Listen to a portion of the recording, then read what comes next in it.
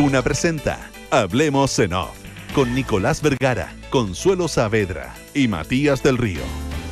Auspicio de Banco BBVA, Movistar y CERT Chile, Larraín Vial, Volvo, Inmobiliaria Socobesa, Consorcio, Hertz, Cámara Chilena de la Construcción, AFP Habitat y Clínica Alemana. Duna, sonidos de tu mundo.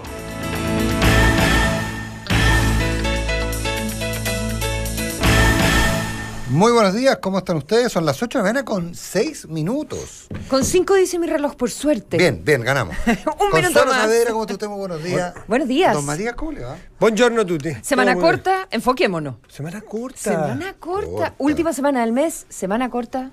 Sí, se me había olvidado. En Uruguay es la semana del turismo. Sí, hace muchos años. Sí, pues, país laico. Uruguay se definió como Estado laico, entonces no es la Semana Santa. Sí, la semana. No tenía idea. la semana del Todos los turismo. días aprendo con ustedes, me encanta. La Semana del Turismo, sí. De cosas que no importan nada, pero. No, pero ¿cómo no va a importar? No, Pero eso es actitud. La semana del Pero yo turismo. creo que es como de los 50. Siempre, una sí, cosa yo sé, así. siempre. Porque se definió como Estado laico. Quizá van a reír, van a pensar que son otras de mis obsesiones. ¿Qué? En Uruguay la masonería tenía un rol muy fuerte en contraposición a la iglesia y duró mucho más tiempo. En Chile también ocurrió así hasta mediados del siglo XX, un poquito más. En Uruguay duró bastante más. Y uno de los grandes triunfos de los racionalistas, por llamarlos de alguna manera, fue la desaparición de las fiestas religiosas como tales, empezando por la Semana Santa. Yo no sé si lo Pero mantienen el descanso. No, pero así eso no se tranza, po. ¿Cómo lo Sí, nombráis? a ver, se ya. han bañado Ya. toda la vida en el Río de la Plata, po. Bueno. Entonces, no, y entiendo además que es más, bueno, en Argentina, yo no sé ahora, pero en Argentina, el lunes siguiente de Semana Santa también era feriado. Hay que reponerse de la penitencia, po. Por supuesto. O sea, no, por cierto, sí, eso era así. Volver a comer carne. Claro. En Argentina, imagínate en Argentina el sufrimiento, ¿no? Eso debe haber sido Horroroso. Es un verdadero... Sí. Oye, un verdadero ayuno. Un pequeño punto internacional.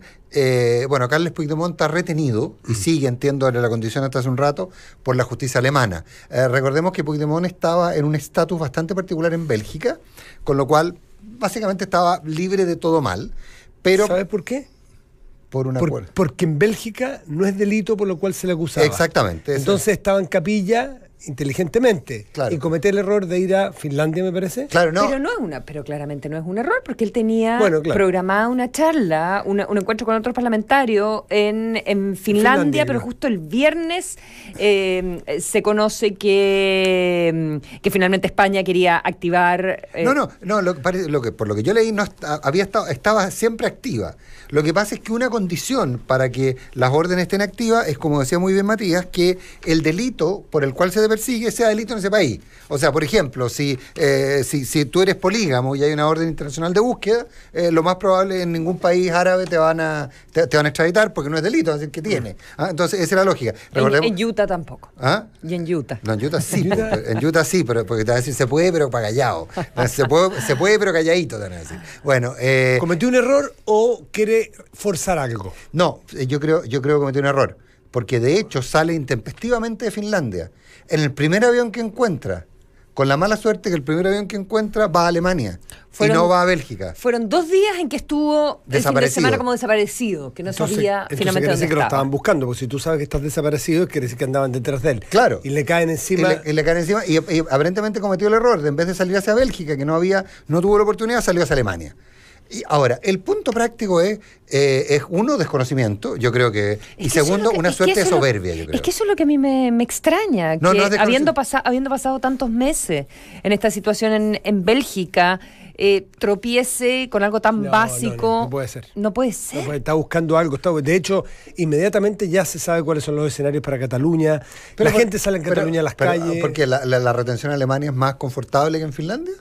¿Por qué no se quedó en Finlandia entonces? No, porque arrancó. fuerza un punto político de Cataluña, porque Cataluña había caído después de que... No, si yo ¿te acuerdas que desde Madrid, por ponerle España, desactivan el independentismo catalán? De alguna manera se había caído en un valle más tranquilo. El Supremo español había dictado sentencia, o más bien había pedido la detención de Puigdemont, y probablemente en Cataluña la cosa se había tranquilizado, pese a que las elecciones las habían ganado los independentistas de nuevo. pero yo creo que quieren hacer un punto, porque no está claro cómo va a asumir, cómo va a haber investidura. Investidura es que tome el gobierno los independentistas, y esto fuerza a que los catalanes o busquen, o haya una nueva elección, o busquen un nuevo candidato, o fuercen en la calle contra España esta posibilidad independentista. Yo me niego a creer que un tipo de ese carrete, un tipo que está pasando por lo que está pasando, que se dedica full time al independentismo, cometa el error de pisar el palito. Mi interpretación, perdón, un segundo con eso. Mi interpretación, Matías, es que está la soberbia de Puigdemont a esta altura, de pensar que su causa es una causa que recibe apoyo en todas partes, que la única parte que están en contra de él, o sea, un poco el síndrome, yo creo que un poco el síndrome de Evo Morales. La soberbia es un enemigo, yo tengo esa sensación. Un enemigo oculto que todos tenemos, la soberbia que de repente aparece. Sí, y además que, ojo, acuérdate que la propia Corte Suprema de Cataluña ha planteado que en el caso del referéndum hay delitos que van mucho más allá del independentismo y la llamada a la rebelión, que hay delitos prácticos de fraude, de malversación. De fondos. Hasta 10 años arriesgan en Alemania. Sí, así que no es menor el tema. Bueno, el día viernes estoy revisando aquí un artículo del País sobre lo que decimos, salió intencionalmente o pensaba que en Finlandia no corría la orden de detención. Dice que España envía formalmente el día viernes la orden internacional de detención. Claro, porque Interpol desde España a Finlandia. Lo que hace, el tema es que Interpol te notifica, mire, a este señor que usted está buscando lo tenemos aquí a la vista. ¿Le interesa a usted todavía? Y esa es la situación. Y que la seguridad del Estado dijo, prefiero Alemania. Y que lo estuvieron siguiendo todo el rato, lo que afirman ellos, los de la inteligencia policial, que sabían que iba a volver por Alemania, y que con Alemania, España tiene mucho mejores relaciones de colaboración policial. Y que por eso prefirieron que fuera con la frontera de Dinamarca con Alemania, en Schleswig-Holstein, y ahí es donde está... ¿Qué nivel? Lo dije solo para que se notara. Hasta aquí quedamos. Repita, ¿dónde? Sí. Yo estaba en un colegio que nos enseñaban todos los Bundesland cuando era chica. Entonces, esas son las palabras que uno tiene guardadas en algún lugar. ¿Y cómo se dice? Qué bonito suena. Schleswig-Holstein. Bonito. Muy bien. Es una bonita palabra. 8,12. 8,12, nada más. ¿Y en inglés cómo se dice? No tengo idea cómo se dice, pero es una tormenta. Stripper. Es una tormenta. ¿Cómo se dice? Sí. Stripper. No, bueno, supongo que todos estamos más o menos enterados. No, hagamos sin entrar en detalle, porque pueden ser escabrosos. De que la semana pasada tuvimos 2 entrevistas de mujeres que afirman haber tenido relaciones amorosas y íntimas. Encuentros sexuales, relaciones íntimas con el hoy presidente de los Estados Unidos, más o menos en la misma época, 2006, 2007. Una es una chica Playboy, y que dio una entrevista a mediados de semana, pero la entrevista como más esperada es la que se había dado como un anticipo hace un par de días, pero finalmente se emite ayer domingo por CBS, de Anderson Cooper, uno de los periodistas de televisión más famosos de los Estados Unidos, y entrevista largamente a Stephanie Clifford, más conocida como Stormy Daniels, o Daniels, no sé. Bueno, ¿Tormenta? La tormenta, Stormy. ¿La tormenta, Daniela? Daniels, la tormentosa, supongo, algo así, la tormentera. Ya, madre, ella. Bueno, Stormy Daniels. Y ella finalmente da la entrevista. A mí lo que me impresiona, bueno, está toda la discusión si ella, cuánto le pagaron por en su minuto para que no diese la entrevista, para que no solo no diese la entrevista, sino que un acuerdo de confidencialidad. Y ella lo que argumenta es que eso no es válido porque en realidad no lo firmó con el presidente de los Estados Unidos, sino con un abogado que en estricto rigor no tenía el mandato. Están todos en la pelea porque no es Donald Trump el que ha firmado con muchísimas mujeres estos acuerdos millonarios. Tiene un representante para firmar acuerdos de confidencialidad. Tiene inscrito poder en una notaría. Te prometo. Claro, tiene registrada la firma en una notaría. Hay un tipo que le ve los negocios, un tipo que le ve los acuerdos de confidencialidad, un tipo que le ve y no es broma. El pelo. Hay tipos que se encargan de él en general. Y no es chiste. Bueno, entonces toda la discusión de si estos acuerdos de confidencialidad son válidos o no son válidos por el hecho de que no lo firmó él mismo. Y bueno, a mí mi punto es, ¿cómo puede ser normal que toda la semana, o sea, que el candidato presidencial haya tenido 20 acusaciones en su minuto hace un año y algo que asumió el poder? 20 mujeres que lo acusan de acoso, de maltrato, de haber tenido relaciones extramaritales cuando él estaba casado, en fin. Y eso, como que nos hayamos acostumbrado. ¿Cómo va a ser lógico que ahora tengamos a 2 mujeres en la misma semana saliendo a dar entrevistas y... Nada personal, pero conejitas Playboy y actrices porno y el presidente tuiteando y despidiendo gente... Ahora sí, y todo eso es como lo normal, el nuevo normal. Ese es el punto. Si es con consentimiento y contrato, en fin, pero otra cosa es que tiene acusaciones de abuso, si tiene acusaciones de haber abusado de la posición que tenía, ¿no es cierto? No, mi punto es otro, ni siquiera de abuso, aunque fuese la relación más normal del mundo, ya que si estaba con Melania o no estaba con Melania. Pero ¿cómo va a ser...? No, creo que no corresponde, que no podemos considerar que es... ¿qué pasa con la cultura estadounidense? Ese es mi punto, como con la institución de la presidencia de los Estados Unidos, la potencia mundial. Tienes razón, ese A, pero B, también hay acusaciones de abuso, que toca que caen en un contexto social, de actualidad, donde es uno de los temas más potentes que son transversales al mundo entero. El Me Too es tema de conversación, desde un tema de cambio social. Bueno, hay una aceptación muy... El Me Too parte de ahí un poco. Claro. Y entonces, aquí la pregunta es hasta qué punto, y si eso no, de teflón, Trump y sus candidaturas y su política. Me refiero a que todo le refala, claro, todo pasa por él, o hay un punto en que de repente es como el teflón, que tiene una rayita y produce. Aquí tuvimos una presidenta teflón. Tuvimos. Claro. Que dejó de serlo. Pero espera, aquí, claro, después del caso Cabal, claro, todo pasaba, todo rebotaba. Pero, y tiene algo que ver con que Trump en 1 año y medio más, aproximadamente, 1 año más, debe empezar ya la máquina, si no está empezando ya, la máquina de reelección. Por lo tanto, vamos a ver ahí hasta qué punto no le entra, desde el punto de vista político, pero desde el punto de vista judicial, ¿por qué no le entra? Porque tiene más cobertura por ser el presidente de Estados Unidos. Y lo otro es el tema cultural que tú mencionabas. A mí lo que me preocupa es el tema, o sea, lo que me hace reflexionar es el tema cultural. Y con alguien que tiene el botón nuclear al lado... que tiene este nivel de vulnerabilidad. Por todos los flancos abiertos y rodeándose, cuando ya se consideraba que era un gobierno duro, ahora se está rodeando de un núcleo donde nadie le lleva la contra. Más bien de mediocre. Sí, bueno. Es bueno. Lo que te dice, sí, lo que dicen todos los análisis, te dicen, se está rodeando de mediocre e ignorante. Esa es la mediocridad. Además de Yes Men, mediocre e ignorante. Es que no es lo mismo, pero es igual. Los Yes Men son mediocridad. Un mediocre e ignorante en general es Yes Men, sí, por cierto. O sea, el líder que no quiere ser un líder en toda la profundidad se rodea de Yes Man y todo que se conforma un halo de mediocridad porque nadie te cuestiona, nadie te apura. Pero es curioso. Vamos a ver, lo cultural, check, lo dice la Consuelo. Lo político está por verse qué es lo que va a decir el Partido Republicano, qué van a decir las bases del Partido Republicano más allá de sus líderes, cómo lo eligen, si lo eligen, porque pronto viene una reelección. Yo creo que lo que tú planteas es la clave. Una cosa es lo que dice el Partido Republicano y otra que dicen las bases del Partido Republicano. Él está con toda esta guerra comercial va a las bases de los republicanos. Va a las bases, él está jugando a las bases y le está yendo bien. Parece que le está yendo bien. Eso lo Parece que está yendo bien. Oye, 8 de la mañana con 19 minutos. Oye, un aporte desde Uruguay, de nuestro querido amigo Aldo Lema. Aldo, querido. 100 años tiene la ley que terminó con los feriados religiosos. El 23 de octubre de 1919 se sancionó la ley que terminó los días festivos en Uruguay. Desaparecieron entonces la Semana Santa, el Día de la Virgen, el Día del Reyes y la Navidad. Y dieron paso al Día de los Niños, en lugar de Reyes, el Día de las Playas, y la Navidad pasó a llamarse Fiesta Familiar. Mira tú. ¿Cuál es el Día de las Playas? El Día de las Playas el 8 de diciembre. El Día de la Virgen es el Día de las Playas. Bueno, increíble. Para que tú veas. Gracias, don Aldo. Gracias. Gracias, Aldo. Yo estoy muy enojado con Aldo. ¿Por qué? Desde la envidia. Se va 1 mes y tanto a Rusia a ver a Uruguay al Mundial.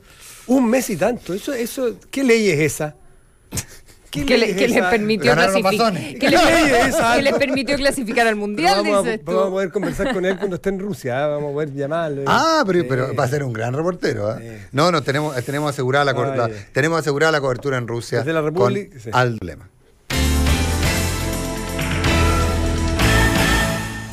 Solo para consignar que Bolivia terminó hace poquititos minutos su última presentación ya ante la Corte Internacional de Justicia, básicamente reiterando los argumentos que estuvo planteando la semana pasada. Y bueno, a esta hora el canciller Ampuero está haciendo declaraciones afuera del Palacio de Justicia. Del Palacio de la Paz. Del Palacio de la Paz, sí, la Corte Internacional de Justicia en el Palacio de la Paz. Y nos toca el miércoles entonces. Y la dúplica esto, ¿no? ¿Sabes qué? Uno le dicen réplica y dúplica, pero, sí, pero parece no que es tanto porque eso es por escrito. Sí, exactamente. ¿Ya? Tú tienes toda la razón. Es la segunda fase de los alegatos orales. La contestas, claro. Y con eso ya, como para afinar. ¿Verdad? Claro, el fine tuning. Mire, sabe que quedó esto colgando, mire, este señor nos dijo tal cosa, nosotros queremos aclarar esto, o nos faltó este argumento, etcétera, etcétera. Oye, interesante el viernes, buscando, yo no había podido ver porque estamos a esta hora en los alegatos de Bolivia y Chile. Y están por escrito también, es entretenido si uno tiene ganas de leer.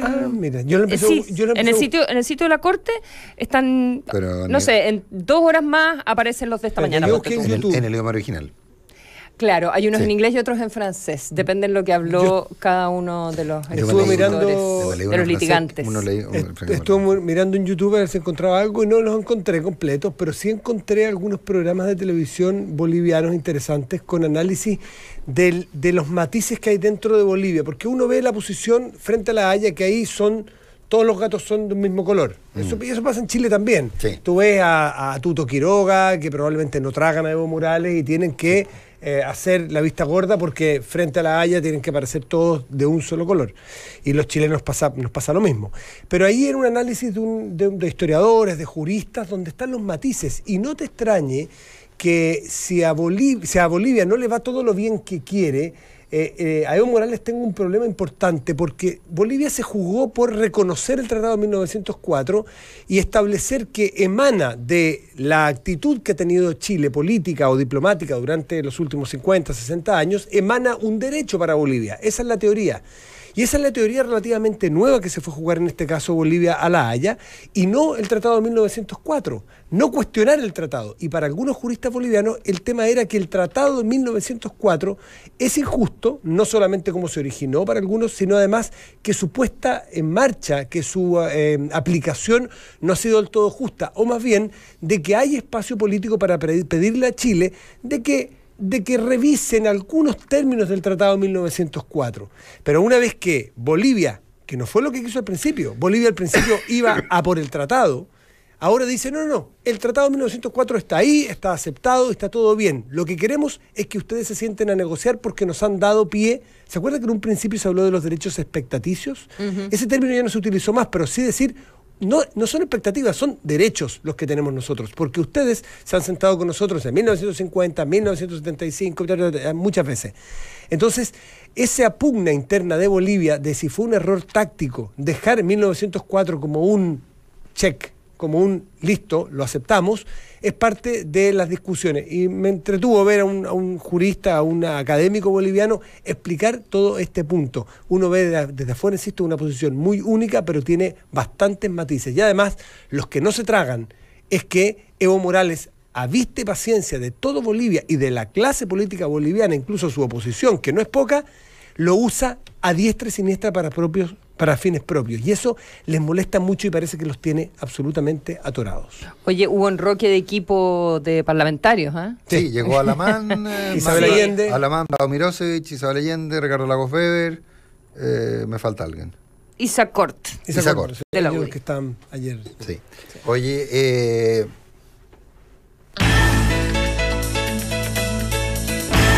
8 de la mañana con 24 minutos. Bueno, se produjo finalmente el esperado viaje a la Araucanía de, prácticamente todo en la primera línea del gobierno. Se anunciaron estas... ¿Es un nuevo proyecto, una modificación a la ley antiterrorista? Yo sé que vi las dos versiones, no me queda claro exactamente, en que lo que hace es homologar, algunas de las normas contenidas en la ley de droga, respecto a la existencia de gente encubierto, respecto a los testigos protegidos, al tratamiento que se hace de las incautaciones, etcétera, etcétera. Un proyecto bastante Duro en la medida que hasta ahora, cuando se trataba de combatir delitos terroristas, no ha sido tan duro el planteamiento, pero no más duro que lo que es, por ejemplo, la actual ley de drogas. Y esto ha generado una discusión bien... Ese va a ser el piso. Claro. La ley de drogas va a ser el piso. El piso. Y esto generó una discusión bastante importante, básicamente con la típica pregunta de, bueno, pero ¿por qué no lo consensuó antes?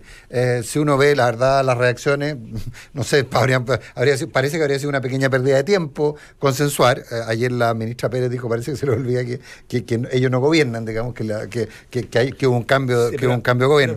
Pero yo creo que hay un punto ahí en términos de finalmente haberlo consensuado. O sea, más que consensuado, probablemente, yo creo que hay lamentablemente, una de las herencias negativas, hay muchas positivas, pero herencias negativas del gobierno de la presidenta Bachelet va a ser la frase "me enteré por la prensa". Y yo creo que no hay nada que le pegue más en las canillas a alguien que enterarse por la prensa. En ese sentido, hay probablemente un poco cintura política respecto a notificar, contar, no sorprender. Yo creo que ahí hay no sé si una falla del equipo político o es una decisión asumida, sí. Digamos, ¿no? Vaya a saber uno, nada más lejos. Para mí otra falla o decisión es haber planteado la nueva ley terrorista, que no nos puede sorprender a nadie, porque estaba en la intención de hacerlo desde la campaña. En el programa, el presidente Piñera en campaña siempre dijo: hay terrorismo en la Araucanía, hay terrorismo, por lo tanto no me llama sorpresa eso. Es hacer todo este punto político, toda esta inauguración de un momento político frente a los actos terroristas, hacerlo en la Araucanía. Es una decisión que no se les escapa, pero yo no sé si es errónea o no, porque lo que hace es decir, ir a la Araucanía, hablar de esto, cuando los problemas de la Araucanía son mucho más que un eventual terrorismo o terrorismo. No, pero también anuncia medidas en la otra dirección. Sí, pero tenéis que buscarla en el quinto subterráneo. Sí, lo que pasa es que... Yo creo que hay que ir a hacer un paquete para la Araucanía, ir a plantear temas sociales también con la misma fuerza, porque entonces dice, el terrorismo, es la Araucanía. Creo que políticamente puede ser complicado, buscado sin duda, no se les pasó el punto. Sí, yo escuchaba más temprano a Felipe Cast, que lo entrevistaba Matilde Burgos y Gonzalo Ramírez, y él planteaba que en el fondo también estaba lo otro, ¿eh? O sea, ahí y que había un cierto nivel de conocimiento, pero en fin, yo creo en todo caso que es un tema que al gobierno le suma y no le resta, en términos de opinión pública. Puede ser. Yo creo estar sondeado porque se jugaron todas las cartas. Sí, yo tengo esa sensación. Y no sé, ¿me damos el mismo análisis la entrevista ayer de Hermes Soto? Sí, quería agregar algo sobre la aparente contradicción entre instalarse como un gobierno, y lo vamos a conversar dentro de un minutito también con Máximo Pacheco, que va a estar en la segunda parte del programa, así que esperamos tener una buena conversa con él, entre plantear un gobierno de acuerdos, de grandes acuerdos, y que todas tus primeras medidas o tus primeros anuncios de las primeras 2 semanas vayan en el sentido contrario. El protocolo de aborto, por ejemplo, que básicamente... La objeción de conciencia. Claro, es como la normativa respecto de cómo se aplican la objeción de conciencia para las 3 causales, y si eso te permite mantener los contratos con el Estado, de si una universidad o un hospital... si tiene contratos del Estado y es objetor de conciencia, sí. Si los pierde. Pero desactivó un recurso de protección que representaba la Universidad Católica en un conflicto que iba a llevar a, primero que nada, al gobierno a defender cosas con las que probablemente se sentía incómodo, y segundo, que podía generar un conflicto de proporciones en términos de cuál fuera la interpretación y cómo, de nuevo, le dejábamos a los tribunales resolver un problema de la sociedad. Entonces, en ese sentido, también uno puede mirar el contrafactual por ese lado. Desactivó un conflicto. Yo creo que todo tiene su contrafactual. Lógico. Y todo tiene sus razones, y no todas las razones me imagino que son testear las encuestas, ni mucho menos.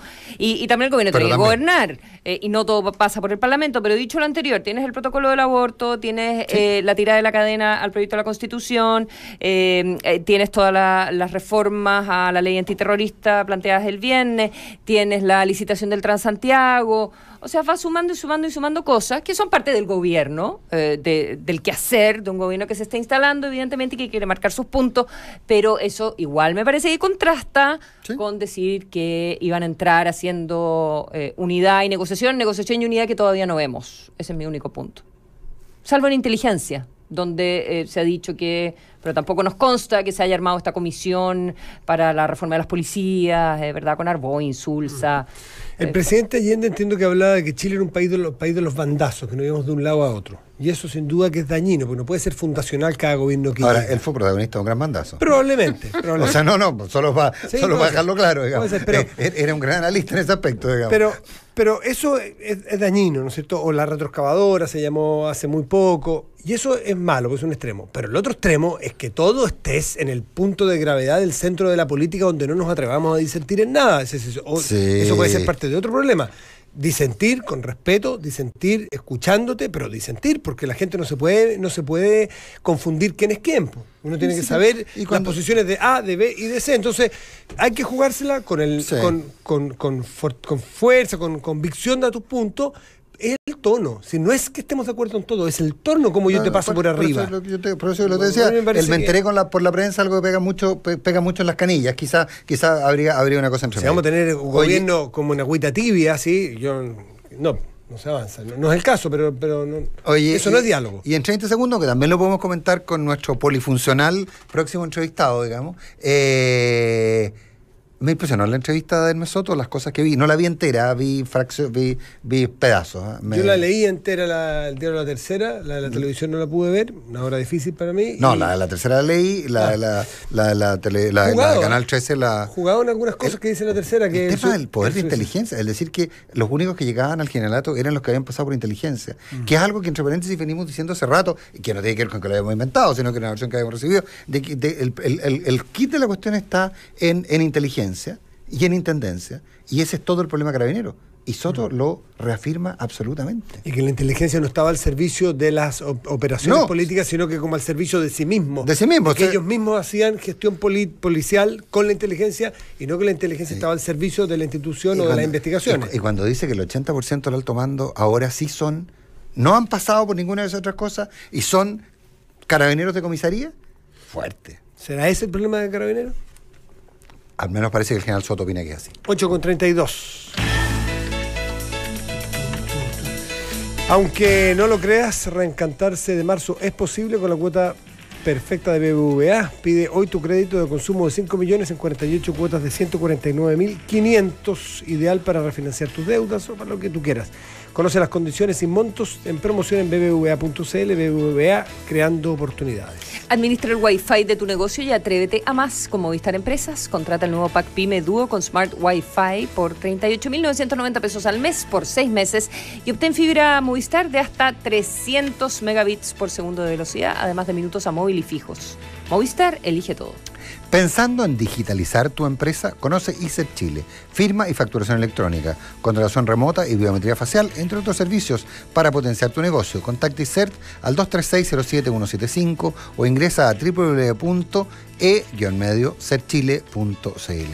ISEPchile.cl con el respaldo de la Cámara de Comercio de Santiago. Y para crecer en una empresa es clave tomar buenas decisiones. Tú que ya estás ahí, haz lo mismo con tu bono, inviértelo en depósitos convenidos de la Reinvial. Infórmate cómo en larrainvial.com y asesórate por expertos. En marzo, súbete a tu próximo Volvo con los espectaculares precios en todos sus modelos 2018. Además, hasta el 31 de marzo puedes obtener tu permiso de circulación completamente gratis. Aprovecha y cotiza tu próximo Volvo en volvocars.cl o en su red de concesionarios. Volvo Innovation Made by Sweden.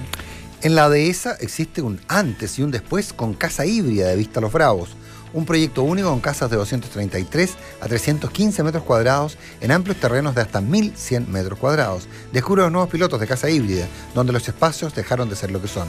Socobesa, todo es diseño.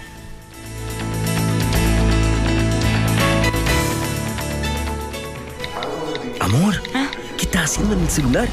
Deberías apagarlo, la película está por comenzar. Un segundo. Dale. Ya casi. Listo.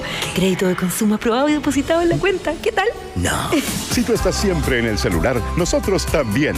En BBVA puedes contratar tu crédito de consumo cuando quieras y todo desde tu celular. Conoce más en bbva.cl. BBVA, creando oportunidades. Infórmese sobre la garantía estatal de los depósitos en su banco o en www.sbif.cl. Hoy, tu banco está en una pantalla, tus amigos en grupos de WhatsApp WhatsApp, tus series favoritas en Internet, tu currículum en LinkedIn y tu empresa está así de actualizada. Bienvenido a eCert Chile, pioneros en soluciones innovadoras, factura electrónica, contratos laborales electrónicos, firma para impuestos internos. Es más fácil de lo que crees. Optimizas tiempo y ahorras costos con el respaldo de la Cámara de Comercio de Santiago. Visítanos en ecertchile.cl o llámanos al 2360-7175. eCert Chile. Cero papel, cero problemas.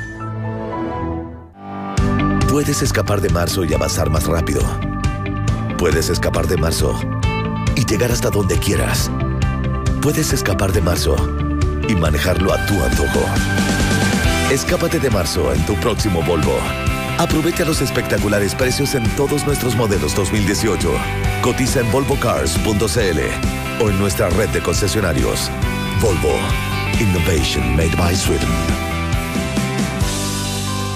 RUT, patente, marca, año, tipo de vehículo, verificar los datos, aceptar, regalar una sonrisa, aceptar y estamos listos. Compra hoy tu SOAP 2018 en consorcio.cl. Es fácil, seguro y sin demoras. Además de protegerte, estarás ayudando a los niños de Cuaniquem. Consorcio, tu vida es lo que nos mueve.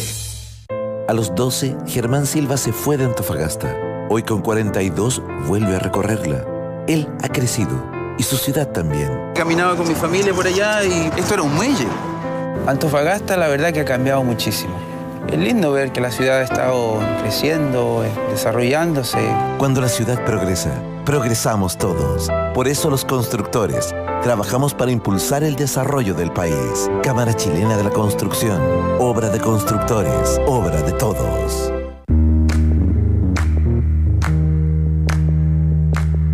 Porque es tu futuro. Elige Habitat, la AFP número 1 en rentabilidad en los últimos 15 años y además en el 2017 en todos los fondos. Habitat, consistentemente entregando la mejor rentabilidad para tu pensión.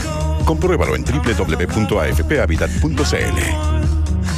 Infórmese sobre la rentabilidad de sus fondos de pensiones, las comisiones y la calidad de servicio de las AFP en el sitio web de la Superintendencia de Pensiones, www.spensiones.cl.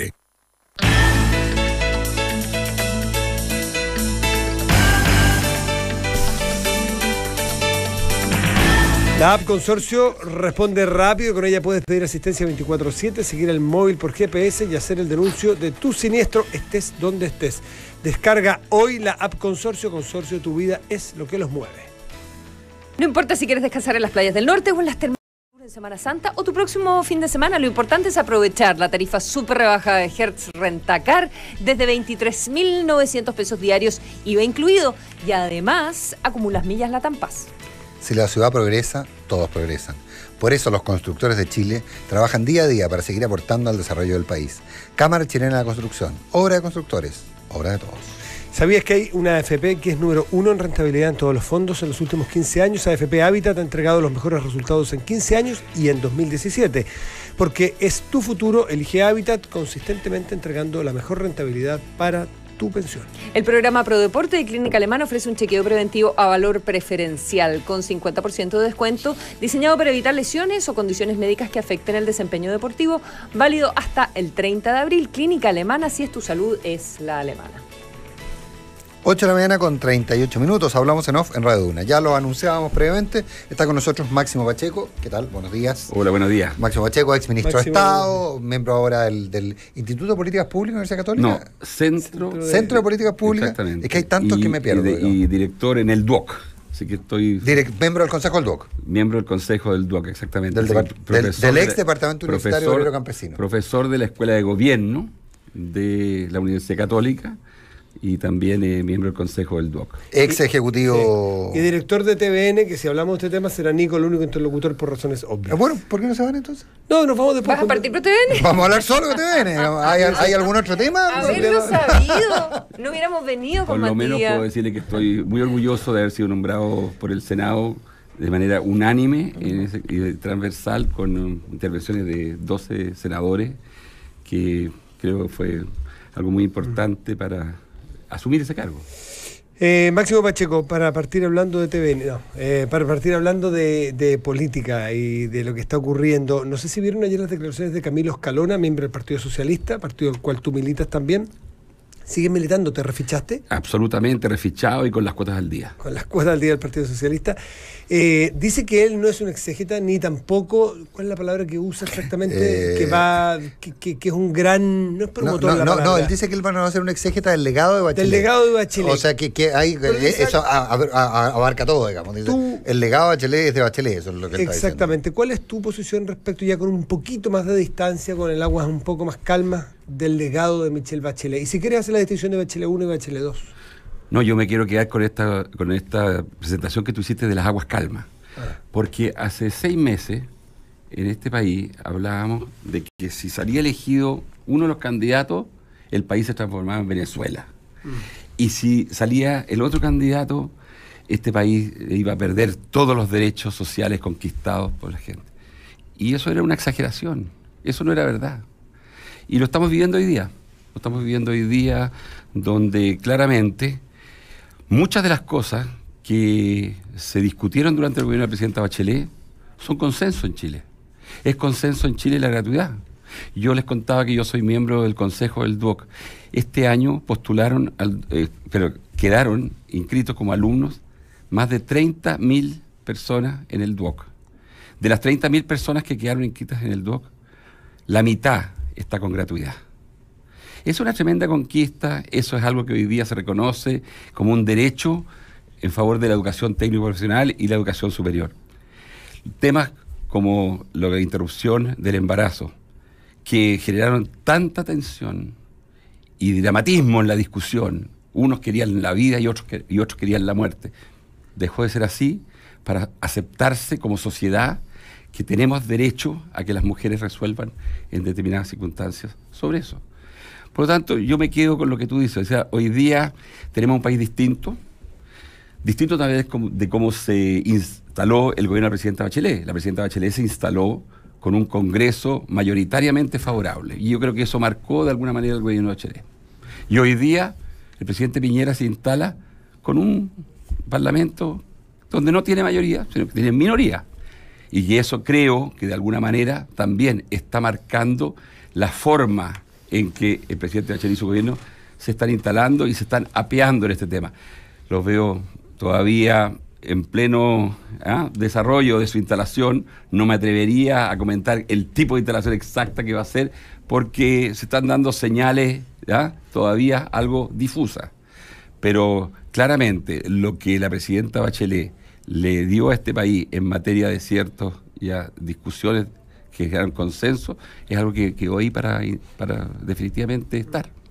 Ahora, para despachar el tema de la elección y de la decisión que el pueblo chileno tomó, usted plantea que se habían planteado aquí dicotomías falsas, que si ganaba Guiller, esto iba a ser Venezuela, si ganaba Piñera, se iban a acabar todos los derechos sociales, y la práctica está demostrando que eso no va a ocurrir. Pero finalmente el electorado probablemente creyó más que Chile podía convertirse en Venezuela si ganaba uno, que se iban a acabar los derechos sociales garantizados si era electo el otro. Entonces, eso evidentemente es un elemento a tener en cuenta en la lógica que desde la izquierda se mira al mundo, porque finalmente el resultado, pese a la esperanza que se generó luego de la primera vuelta, el resultado marcó que estaban muy agradecidos de lo hecho por Michelle Bachelet, pero pensaban que el camino iba en otra dirección. ¿La izquierda ha asumido eso? No, yo creo que ese es un proceso que está comenzando. Este es un proceso que está comenzando porque hay que hacer mucha reflexión sobre esto. Lo que las elecciones nos dijeron, yo creo que todavía no está muy claro, porque hubo una primera vuelta donde todos nos acordamos que la centroizquierda ganó como ánimo, diciendo, pucha, parece que podemos pelear la segunda vuelta. Después se dijo que si votaban más de 7 millones de personas... Ganaba la izquierda segura. Seguro que ganaba. Entonces, yo creo que el presidente Piñera, su candidatura y él como candidato, en un par de momentos la tuvieron difícil. Cuando en primer lugar, la primera vuelta mostró algo que en el país, digamos, claramente estaba señalizando de que dos candidatos que representaban a la derecha sumaban menos del 50%, y después, cuando a las 4:30 de la tarde, 5 de la tarde del día domingo de la segunda vuelta, veíamos que iban a votar más de 7 millones, y eso podía beneficiar a un candidato como era el candidato de la centroizquierda. Y no fue así. No, pero es que yo creo que déjame terminar la idea. Sí, yo creo que aquí tenemos que también tener el cuidado de no sacar conclusiones demasiado rápido. Mira tú lo que ha pasado con Perú. ¿Cuánto nos decían hace 2 años atrás que Perú nos estaba pasando de lejos, que Perú era el ejemplo que teníamos que seguir, que Perú estaba dándonos una ventaja enorme? Y hoy día vemos a un Perú confundido en esta crisis política, un Perú con sus instituciones debilitadas, un Perú que no quisiera haber pasado por esto. Ese era el camino que nosotros queríamos recorrer. Entonces, la verdad es que nuestro país, yo creo que se ha mostrado mucho más estable, mucho más sólido y en mucho mejor pie de lo que se nos decía hace un par de años. Un solo punto rescatando algo de lo que usted dice, Máximo, porque, a ver, efectivamente, todos nos compramos un análisis que si votaban más de 7 millones de personas, iba a ganar Alejandro Guillé. ¿Y por qué iba a ocurrir eso? Porque 700 u 800 mil personas de izquierda o de centro izquierda que no habían ido a votar porque no les gustaban los candidatos, para evitar que hubiera un candidato de derecha, iban a votar en contra de Sebastián Piñera, iban a conseguir que Alejandro Guillé se instalara en la moneda. Pero los 700.000 que aparecieron eran de derecha. Y los que no habían ido a votar, los 700.000 nuevos votantes, votaron mayoritariamente por Sebastián Piñera. Entonces estamos equivocados en todo yo soy partidario de que antes de sacar conclusiones, Nicolás, nosotros miremos bien los números. Yo creo que todavía no está del todo analizado y estudiado qué fue lo que pasó en esta elección. Creo que hay estudios ya en marcha, creo que ya se están haciendo reflexiones.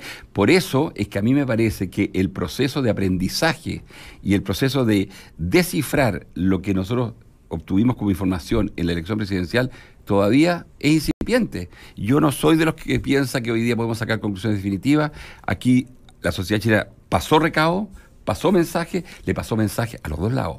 Le pasó mensaje al centro y a la izquierda y le pasó mensaje a la derecha. Entonces, ese proceso es un proceso que hay que estudiarlo con datos, con números, con estudios, que no están todavía.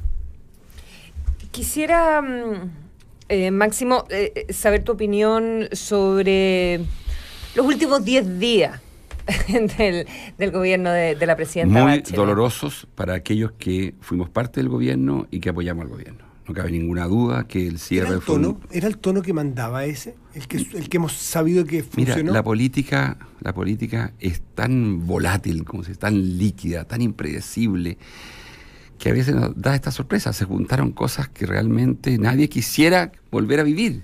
Toda esta discusión de Huracán, la discusión constitucional, la discusión del notario, la discusión de Punta Peuco, la discusión de las opiniones del ministro Campos, y el déficit estructural en 10 días.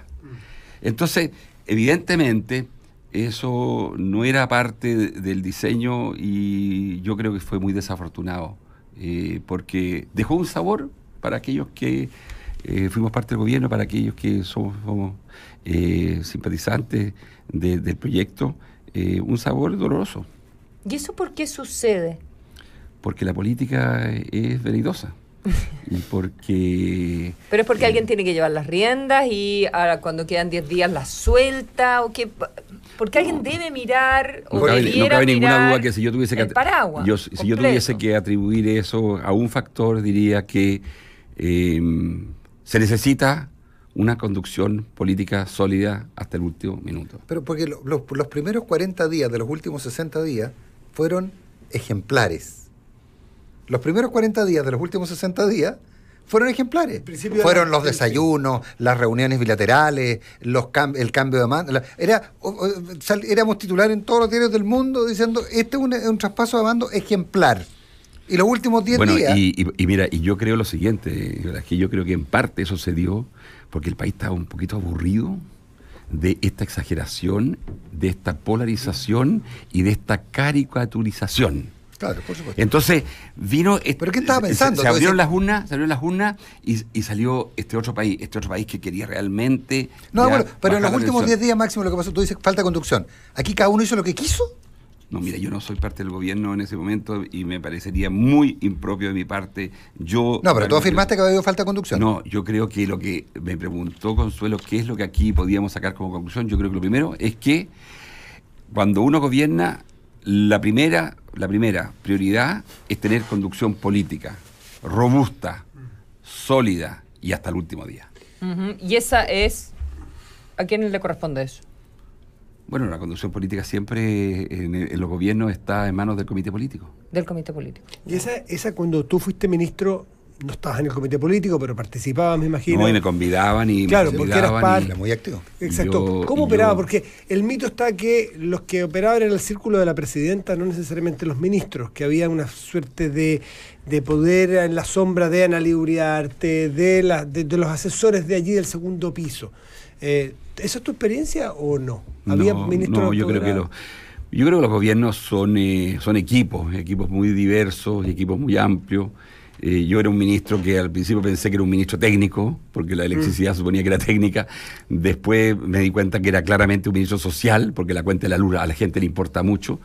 Y terminé concluyendo de que era un ministro también político, porque las tensiones, las disputas, los conflictos que se generan a partir de las soluciones energéticas tienen un profundo sentido político, y entonces uno tiene que hacer política y uno tiene que preocuparse de gestionar las controversias, gestionar los conflictos. A mí no me gusta mucho esta idea de que lo que tenemos que hacer como país es ser todos iguales y el consenso y el acuerdo. Eso sería una falta de respeto hacia la democracia.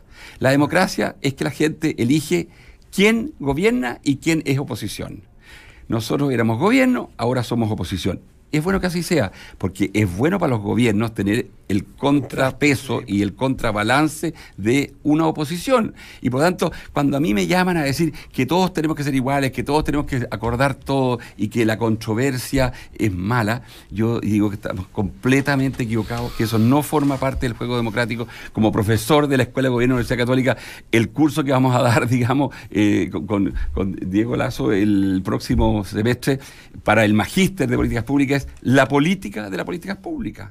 Entonces, nosotros tenemos que ser capaces justamente de entender que la política tiene que ver con la gestión de las controversias, tiene que ver con cómo administramos los conflictos, que los conflictos en la sociedad existen porque hay intereses diversos, porque hay visiones diversas y porque al final la gente es diversa. Yo no quiero dejar pasar, porque mencionó su condición de ministro de Energía, y probablemente cuando se haga la evaluación del gobierno de Michelle Bachelet, uno de los sectores que va a resultar mejor evaluado va a ser el de energía, por el cambio que se generó, y el responsable está sentado en esta mesa. Hay que ser justo. En ese aspecto, usted está escribiendo un libro, entiendo, con Hugh Root, con un grupo más grande de gente. Es un libro que ya está escrito. Que ya está en manos de los editores y de los diseñadores, y que esperamos sacar en la primera quincena de mayo. Es un libro. ¿Y cuál es la gran conclusión? A ver, la gran conclusión es, en primer lugar, que la transformación energética que vivimos en Chile se debe principalísimamente a que trajimos competencia a un mercado donde había muy poca competencia. Eso no lo dijimos nosotros, eso lo dijo la Fiscalía Nacional Económica en su momento. Y la competencia trajo que las licitaciones que comenzaron a haber, llegaron nuevos actores, llegaron nuevas tecnologías, y así como introdujimos la energía solar, la energía eólica, sí, que en ese momento previo, durante el gobierno anterior del presidente Piñera, los actores interesados decían que no, que la energía solar era intermitente, que era para los países ricos, que era para los países que tenían subsidios, y nosotros demostramos que con competencia éramos capaces de traer energía solar y eólica a este país, que comenzó el gobierno con 6% y terminó con 20%. Máximo, pero esa es la gran lección del libro de la transformación. ¿El cambio tecnológico fue tan rápido, o finalmente lo que pasaba que en Chile estábamos viendo era una isla al respecto? No, el cambio tecnológico ha sucedido en todo el mundo y ha impactado a todo el mundo. No, de acuerdo, y Al Gore, vicepresidente de Estados Unidos, ¿qué dijo sobre Chile hace 2 meses atrás? Chile inspira al mundo en el campo de la energía. El cambio tecnológico nos favoreció, obviamente, claro, pero no es lo que explica la transformación energética de Chile. Lo que explica la transformación energética de Chile es que una economía como la chilena, que es una economía capitalista, de mercado, ya nosotros le dijimos al Estado, usted es responsable de traer competencia. La competencia en los mercados solo la puede crear el Estado. ¿Por qué nunca has participado en una elección popular hasta donde yo tenga recuerdo? Tu padre fue senador, político, diplomático. Usted era una hermana concejal. ¿Por qué nunca te has metido? No nos quedan muchos minutos, pero me llama la atención mucho la academia.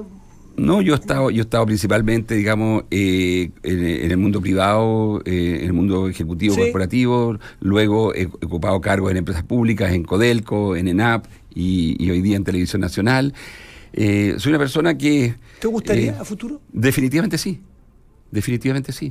Y no le voy a hacer el quite, porque me parece que aquellos que tenemos preocupación por los temas públicos, que nos interesan los temas públicos, y es lo que estamos enseñando en la Universidad Católica. Pocos minutos, me interesó esa franqueza, definitivamente sí.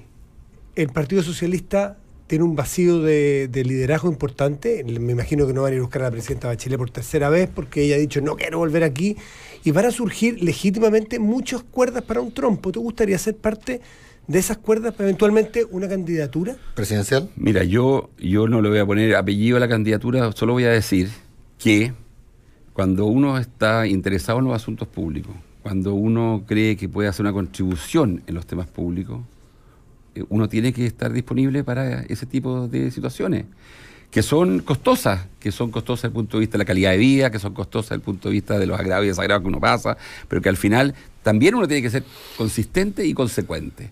Y yo hoy día estoy dedicado a la educación técnico profesional en el DUOC, apasionado por lo que se hace en el DUOC, apasionado por lo que son estos jóvenes. Hay 100.000 jóvenes en el DUOC que están estudiando para que este país sea mejor, para que el bienestar de su familia sea mejor, y uno le está haciendo clases además en la Universidad Católica, en la Escuela de Gobierno, enseñándole a los alumnos lo importante que es la vocación de servicio público. Y aquí uno no puede ser como el padre Gatica. Y te vamos a ver... Y no practica, claro, enseñando políticas públicas y no jugándosela en la cancha finalmente en el... Oye, y cuando la presidenta Bachelet me ofreció ser ministro de Energía, no tuve ninguna duda de aceptar de inmediato, porque me estaba pidiendo que pusiera mis capacidades al servicio de un cargo público. ¿Mito, verdad que le ofrecieron al Ministerio del Interior?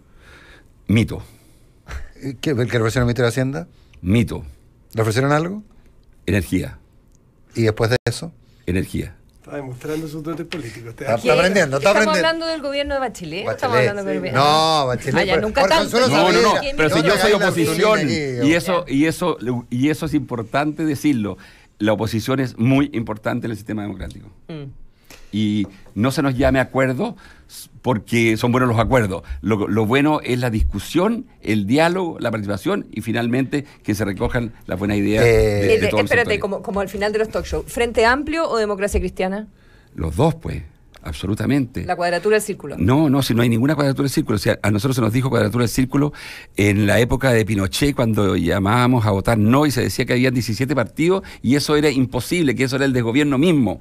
Y demostramos, y ahora los mismos que nos criticaban nos dicen que esos fueron los mejores años de la historia política de Chile.